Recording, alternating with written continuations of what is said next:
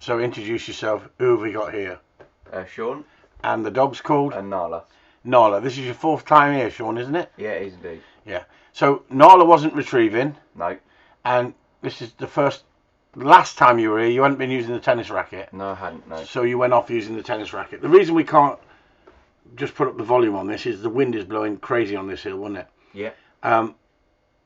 And how fast did you get to tap into the tennis racket game and enjoy the tennis racket game? This is all pulled together really within the last sort of 4 to 6 weeks really since my last visit. 4 to 6 weeks. And yeah, it's come on as you can see. Last couple of weeks certainly. Look at that keenness. Yeah. Look at that real keenness there. I'm not worried about her dropping it at this stage. I'd rather her not be dropping it, but I don't want to put pressure on her at this stage. And I see she's dropping it most of the times when she brings it back. Sometimes she drops it a little bit shorter, but as long as she brings it into there, I don't make too much of it. And your timing, you've got to be saying get out and then banging it out. And so it's nice. It's nice to watch the drive coming up on the dog. Yeah. And that's what I was assessing to begin with before we did anything else with this dog. There's the focus. That's the focus I'm looking for. There's the drive that she wants to go out there. Once you've got this to 100% that you know the dog absolutely will die for it, then you can start using discipline and tidying up other areas of the training.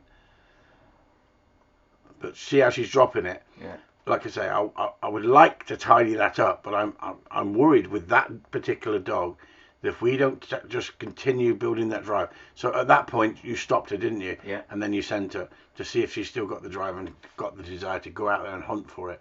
And so it's at a distance we can't really see on here, but she did. She put her head down and she hunted for it, and she wanted to play the game, didn't she? Yeah. She dropped short, look, and sent her back out there, and she went back out there looking for it. And that was important to see the drive, or whether she's going to break away completely. So you've pushed her back out again because she started coming back, but she's gone out there, and that tells me something. It tells me that she wants to play the game now. You're beginning to tap into the gameplay, and it means something to her, where before it was, I will do it if it suits me. Am I right? Yeah, definitely. Yeah. So she's 3 years old, this girl. Yeah. Yeah.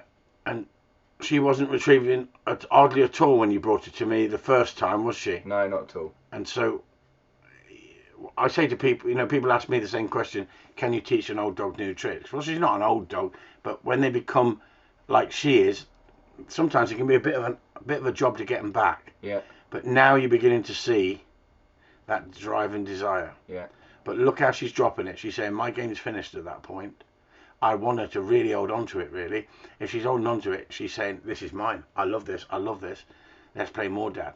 But at the moment, we can't put pressure on it. And I must stress to people, if you've got a dog that's not that keen on retrieving and you're building the ball drive or the dummy drive or the bird drive, the prey drive for the bird, you have to do it in stages. And this is what I'm showing people here with this. It looks quite simple. It might look boring that you just send the dog out and back. But before, you couldn't even get the dog to do this, could you? Not at all. She would race out there, run around and say, and run and actually blink it, wouldn't she? Yeah, she'd blink it and start sniffing about, perhaps go hunting, and all on her terms, isn't it, at the end of the day? So tell the audience how you've got this dog to start to listen to you now with the tuition I've given you. Tell them what I told you to go and do. Go away. Certainly with the tennis ball game was finding concrete, doing it industrial state somewhere like is ideal. Not making a thing of it if it's not going right was a big thing for me. Yeah. And just try and enjoy it is what I've tried to do, and it's started to come together really. Yeah. And obviously I was very impressed with what she's doing there for such a short time. But I said to you, less is more. Yeah. Put her away a bit more. Yeah. Yeah. Make her want to be with you. So she's been up for a week, had a week off basically. Yeah. Keeping her shut away at home a little bit more, but just trying to switch her off a lot more than what I have been. And a week off combined. She's gone very well this morning. So you didn't think she'd be doing it as good as this morning? No, she surprised me. But you put her away for the first time for a week, have you? Since you started to see some difference. She's been on and off a little bit before I last come because she was going through season and phantom pregnancy, if you remember. But this is now she's all sorted from that, and that's her first proper week off since I come last time. Yeah. A whole week off doing literally nothing.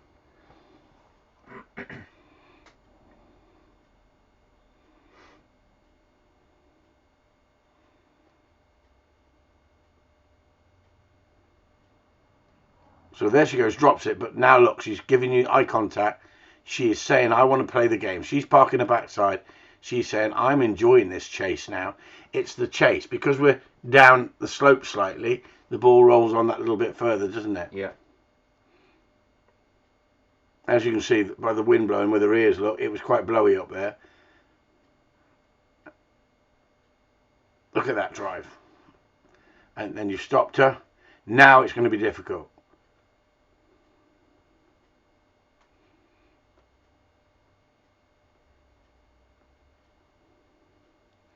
You're making a turn at a distance there. But the idea is when we stopped her, you then said get out before you bang it out, and then she's not going on the movement, she's going on the verbal cue, see?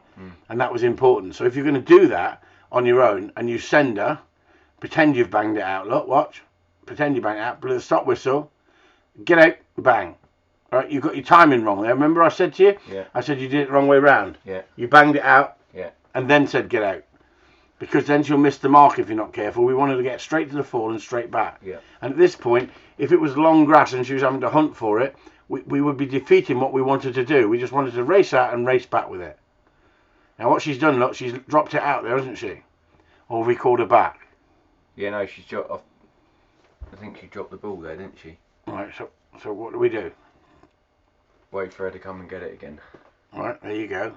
And we say to her, if you leave it there, we're not playing the game. Right, so what did we do? We went and picked it and we put her in the car and bring out my dog. Right, and then we can run the two together and sit her there and make her jealous, can't we? Yeah. So what I'm doing is I'm showing you with my dog that you've got to be able to stop it, you've got to be able to call it back, you've got to be able to send it and stop it. You mix it up. You completely start mixing it up. And then your dog starts going, this is more fun. I can't actually just get to it. But to begin with, you've got to just bang it out and let the dog run in. Then you can start to add to the game. There you go.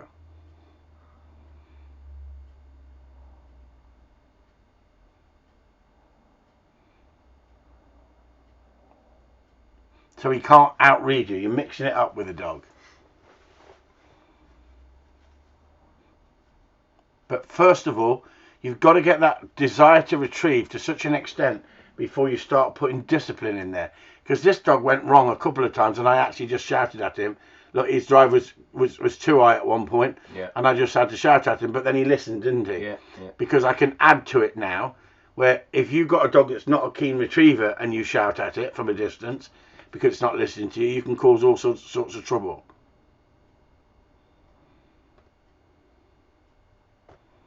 But this is Rafa, and he was not into. He didn't like his retrieving. He was not a keen retriever, and he would chase sheep. And there was sheep all loose on the moor, wasn't there? Right. But the dog's focus, both of them, were on that gameplay. And so we didn't need e-collars. We don't. I took an e-collar out when we took him for a run, just for a run across the moor.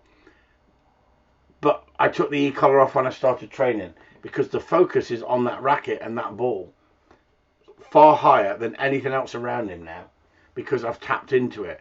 And if you tap into that, as soon as you come out with that racket, that dog knows that game. Yeah. Where if you've got a bag full of dummies and you come out, that dog doesn't know you're going to throw the dummies. No, I mean, you can see it at home when I go and take the racket out now. You can see the minute I go and pick it up from under the stairs, she knows what it is now. Yeah. And so you get that focus, don't you?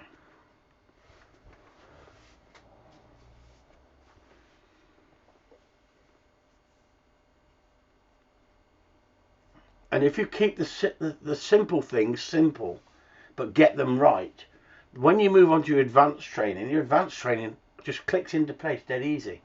But you've got to get your foundation built into there first. And once you get your foundation built into there, and this is so important, the dog sits, look, before the game starts, right? The verbal cue, your voice command, your whistle, you're bringing all those elements together for that dog to understand, but you're still keeping it very basic. Look, he's not parked his backside, so I went towards him and I shouted at him. But he parked his backside. Then he listened, and it wasn't far behind him. He could have said, no, I'm not listening to you.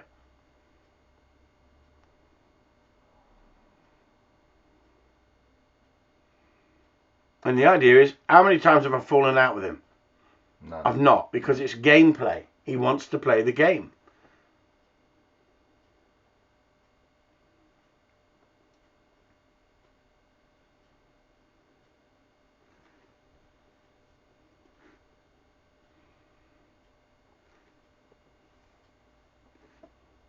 I love it up on the hill. You don't normally get disturbed up there, see? Right on the top there, especially when it's a windy day like today. If the wind's in the right direction, you can get up there and people don't even go out up on that hill because it's so high and the wind comes across. But I think it's fantastic for teaching dogs wind direction. And I just love it up there. Right. So the next one, back to your dog again, isn't it? Yeah, she come out again, I think. Yeah.